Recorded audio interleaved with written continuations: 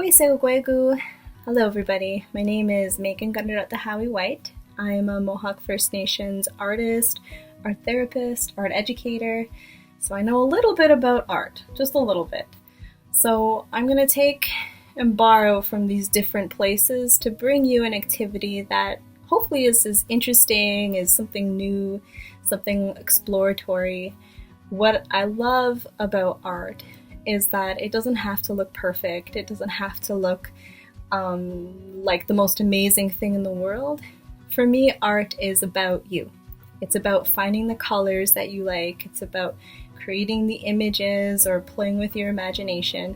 So I'll be leading you through a step-by-step drawing, but I welcome you to kind of go in the direction you want to go. So if there are certain colors you really want to use, or there's something you want to add that I'm not showing, that's okay. You make this artwork into whatever you want it to be. So the first step for today is to gather all your materials. So I have here this large piece of paper, just so that you, my viewers here, are able to see what I'm drawing and demonstrating, but you don't have to use a paper that's this big. You can use a regular size paper like this one. So it's like the computer size paper. It could be smaller. It could be the back of a paper that we no longer use. Recycling is great. So whatever paper you want to use.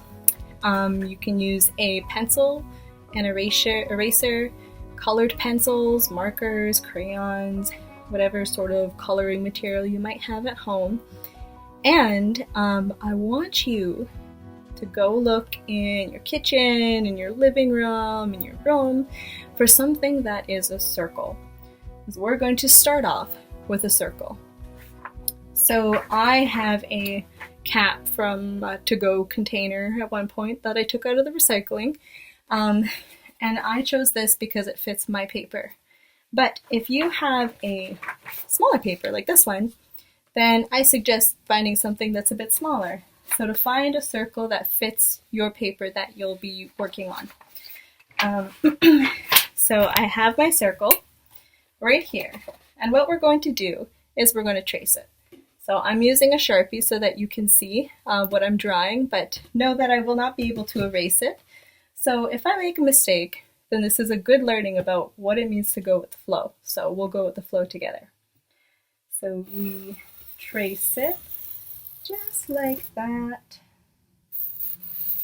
Lovely. Takes a bit of time, balancing. And there, I have a lovely circle. So I will turn this a bit so you can see it a little bit more. So we start off with our circle. So what I'm going to teach you about is what we call perspective drawing. So if that's a new term, a new word for you guys, that's okay.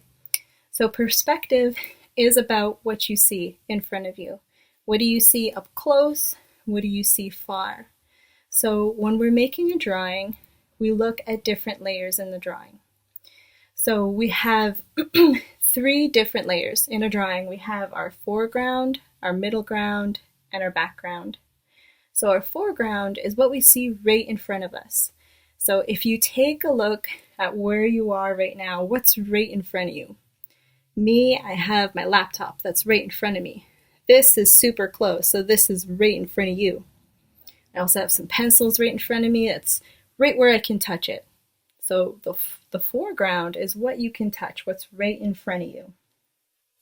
The middle ground is kind of like what's a little bit further in the distance. For me, when I look a bit further, I see a window.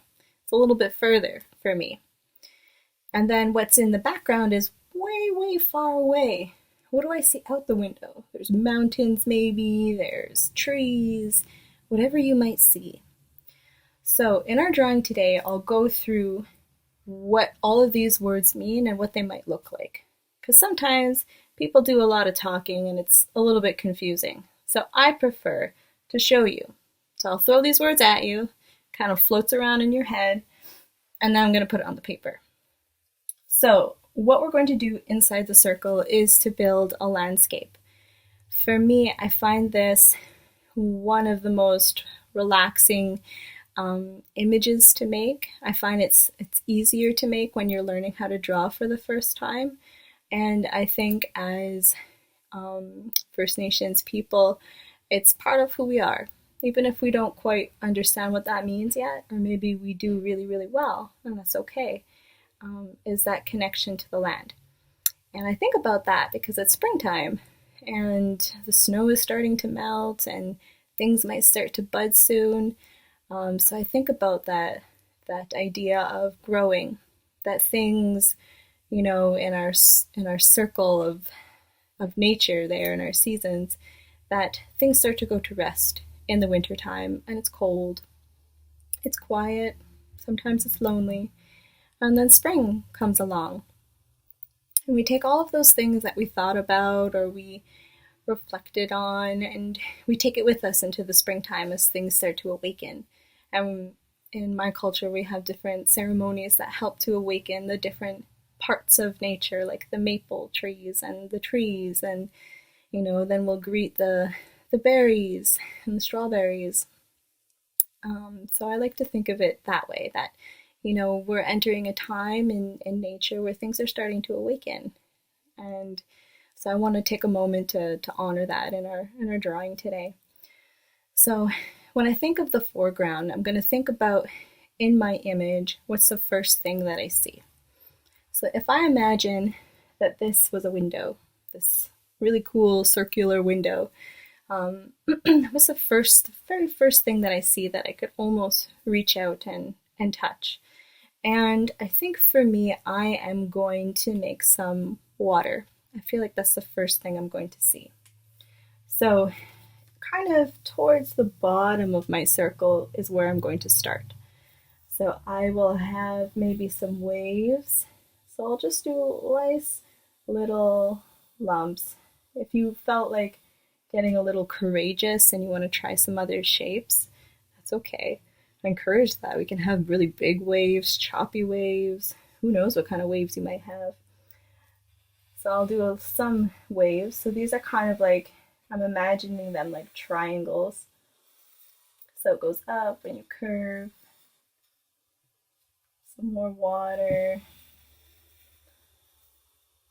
And maybe I might add some fish. Just like that. Nice simple fish. You can draw it a different way too. It's like an oval and a triangle. Different ways to make a fish. We can do a little eye. Then I do zigzags to make those gills so they can breathe. I think fish are interesting like that. They can breathe underwater. I wonder what that's like. Here we go. So we have some fish. And I'll add some bubbles. But you can choose whatever goes in your water. Maybe you want a shark in there, alligator, or maybe there's animals that are more closer to your home territories. Maybe there's certain types of fish or seals, or who knows, walleye, salmon. What's close to home for you? So this is what I see immediately. I can go and touch these fish. It's right there as soon as I look outside. But now I want to think about what's a little bit further. So I look a little bit further and I see, I think there's some trees. So I am going to make, I think, 2 different types of trees for you. So I am going to make trees without leaves because it is the springtime. So when we look outside at the trees, they're not quite full yet. Some of them might have buds, but most of them are kind of branchy, and that's okay. So I'm going to do a bit further. So I'm going to draw it so it looks like it's floating. So I'm going to give some space between the water that I made and where I want to put my tree. There. So I'm going to do one line that goes up like this, and I'm going to make it reach the circle, just like that. And then I'll do another line like this, just 2 lines. So this becomes the trunk of our tree. And now we're going to make some branches. So we're going to go diagonally, so that our line is going to go like this. So I'm going to take my imaginary pencil, but it's a Sharpie, and bring a line up here, like that. So you've made 2 lines. And then little ones, because there's little branches. We'll do some more. Here's another one. And you can decide how many branches you want your tree to have. Now on this tree, what I want to show you, I'll bring it a bit closer so you can see a little better, is I am going to make the bark lines on the tree. So I find this to be really relaxing, but if it's a bit frustrating, that's okay too. Drawing feels a bit different for everyone, so know that it's normal if some things feel really easy and some things feel really frustrating. What I do when I'm frustrated is I take a deep breath.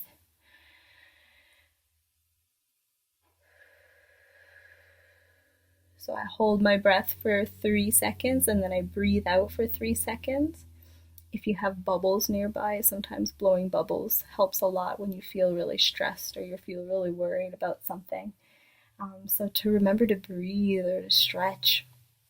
It's feelings, they kind of stay stuck in our body. So when we feel frustrated, sometimes it's and then it comes out. So sometimes we use words or our hands or different things happen. We get into an argument, we say things we don't really want to say. Same things with being worried. Sometimes it gets stuck in our body and we might shake, we might sweat, we might, kind of turn things off a bit. And so when I notice that happening in my body or in people around me, it's good to move your body. It helps to move that feeling. So if you feel frustrated, don't take the paper and crinkle it up. Take a breath. Just like a tree. Well, not that trees take breaths, but imagine like a tree blowing in the wind, just so. To make the bark lines, you kind of follow your other lines. So like this, you can make them wiggly, because the one thing I love about nature is that there is no straight lines. So if your lines are wiggly, know that you're doing exactly what nature does every day. And sometimes I add a little swirl, because sometimes trees have what they call eyes in the trees, and they're kind of like knots, how they grow.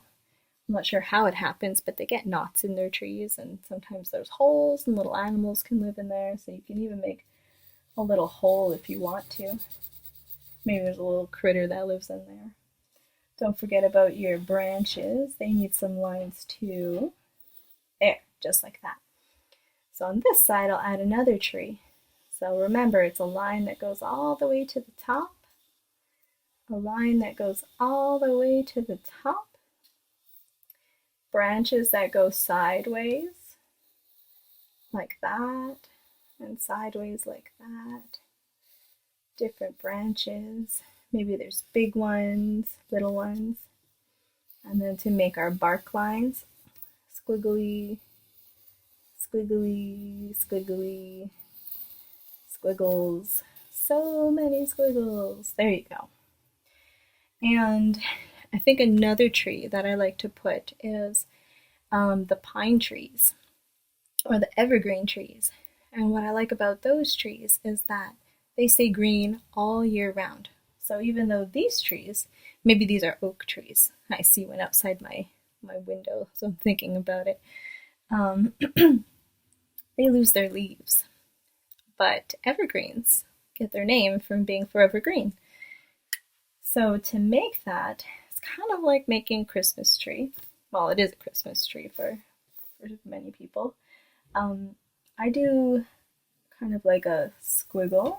So it's a line that goes out like that. Then it comes in. So it's like a triangle. Then it swooshes back out. Comes in. Swooshes back out. Comes in and around. And then you can mirror it on the other side. And if you notice, what's happening to my tree is that it's behind the other tree. So that's another thing that we learn about in perspective drawing, is that things can be in front of each other. We do the little bottom, and then you can add some lines here to kind of see that there's different needles and whatnot. So if you look in it, there are triangles. So if you're using pencil, I can't do it because I can't erase it, but in here is a triangle on top of another triangle on top of another triangle. So if you're getting stuck with the shape, I'll do it on the side here. You can always do this with your pencil. Triangle, triangle, triangle. And then you just erase this part, and then you have your pine tree shape. It's pretty amazing. So now what we're going to do is make our horizon line. So a horizon is where the sun or the sky meets the earth.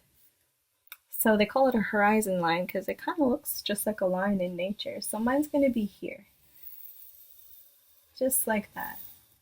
So this is the land and this is the sky. So now we're going to think about what's in the background. So I'm going to add some bushes. Some bushes, some more bushes, and I'm going to add mountains. So triangle, another triangle, another triangle, and then we do these squiggly lines for mountain peaks, just like that. There we go. So now we have a background, we have the middle ground, and we have the foreground. So you have what's directly in front of you, what's kind of, you can kind of see like a little bit behind that, and what you see super far away. So now what I invite you to do is to add things that you feel are important. We have this circle here where I showed you some different elements of the land, and you can follow that as I let it. But you have all this space back here. So I invite you to take some time to think about what's important to you. What's important to you in nature? Do you like to plant? Does your family like to plant? Do you have a favorite kind of tree or a favorite kind of food that grows from the earth? Or do you have a traditional story that you really, really enjoy? Is there something you really believe in? Like talking about climate change or protecting the land, things that are important for you. And on the outside, you can write a couple of words or draw a couple of things about what you feel is important to you. And add your little details before we go, just like that. Some grass, maybe you might add a flower. And now you have your perspective drawing. So to take your time with it. So feel free to, if I went too fast in certain places, to go and rewind the video and to stop where you want to go and really focus on. If you need to take a break, to take a breather because maybe it's a bit stressful, that's okay. Go and stretch.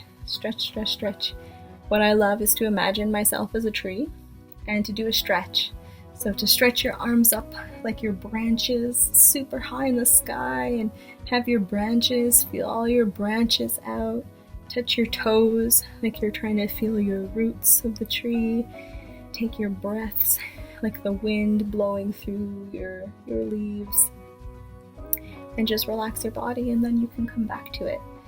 And I would really love to see your different kind of pictures.